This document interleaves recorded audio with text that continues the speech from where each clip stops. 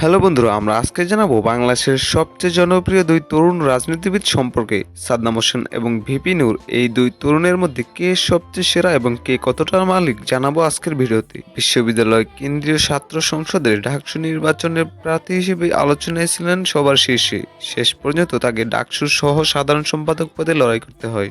ছাত্রলীগের সভাপতি সাদ্দাম হোসেনের পরিচয় নানা কারণে, তার সৃজনশীলতার কারণে শিক্ষার্থীদের কাছে বেশ জনপ্রিয় সাদ্দাম হোসেন। ছাত্রলীগ কমিটি গঠনের পূর্বে সবচেয়ে আলোচিত নাম ছিল সাদ্দাম হোসেন। এখন পর্যন্ত কোনো অপরাধের সঙ্গে সাদ্দামের নাম জড়ানোর কোনো অভিযোগ এখনো নেই। সাদ্দাম হোসেন আওয়ামী লীগ পরিবারের সন্তান। তার বাবা মোহাম্মদ আমিনুল হক ছিলেন দিনাজপুর মুজিব বাহিনীর একটি দলের ডেপুটি কমান্ডার ও পরবর্তীতে উপজেলা পর্যায়ের রাজনীতি থেকে উঠে এসে পঞ্চগড় জেলা যুবলীগের সাংগঠনিক সম্পাদক হন। তার বোন মাহমুদা বেগম রোকেয়া বিশ্ববিদ্যালয়ের ছাত্রলীগের ছাত্রী, বিষয় সম্পাদিকা ছিলেন এবং বর্তমানে অগ্রণী ব্যাংকের ইউনিটের বঙ্গবন্ধু সাংস্কৃতিক জোটের সহ-সভাপতি।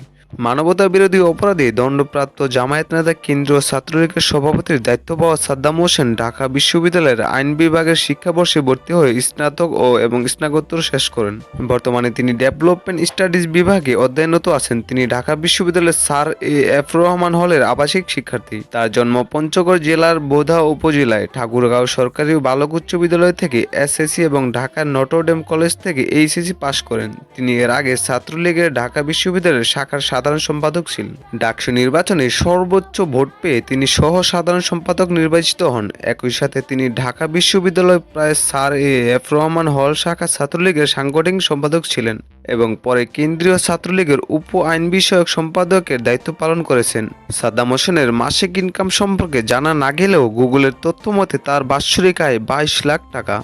অন্যদিকে নুরুল হক নূর বাংলাদেশের একজন ছাত্রনেতা। 2018 সালের কোটা সংস্কার আন্দোলনের সময় বাংলাদেশের ছাত্র অধিকার পরিষদ অন্যতম যোগ্য আহ্বায়ক হিসেবে তিনি আলোচনায় আসেন। তিনি 2009 সালে ঢাকা বিশ্ববিদ্যালয়ের কেন্দ্রীয় ছাত্র সংসদের ডাকসু নির্বাচনে সহ-সভাপতি এবং ভিপি নির্বাচিত হন।